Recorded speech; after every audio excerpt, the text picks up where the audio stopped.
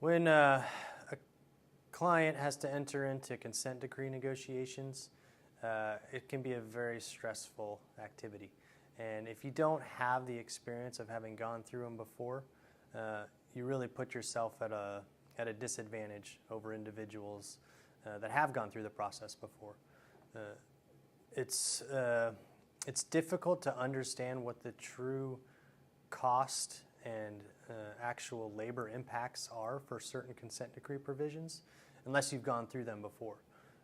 We've got experience negotiating with consent decrees as well as implementing consent decrees to the point where we've done detailed cost analysis for very specific parts of consent decrees to understand which are the cost-sensitive parts of the consent decree, which are the labor-sensitive parts of the consent decree, so that in your negotiations you can truly focus on what's going to be important to you 5, 10, 15 years down the road when you're implementing this consent decree, as opposed to just discussing the words on paper in front of yourself and the state or EPA agency.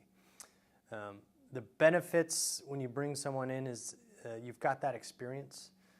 You also add someone that can reference other consent decrees that they're familiar with during these negotiations. So if a new request from a state agency or EPA comes across the table, we'll be able to recognize that quickly to say, this isn't something that we would have anticipated because no one else has seen this in their consent decree previously. Or if we see a provision has changed, that's also something that's going to cue us to identify that for you.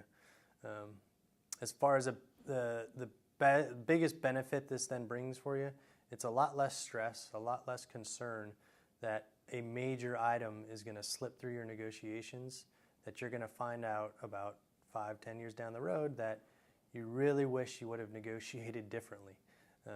Bringing someone with that experience to the table really just adds that benefit.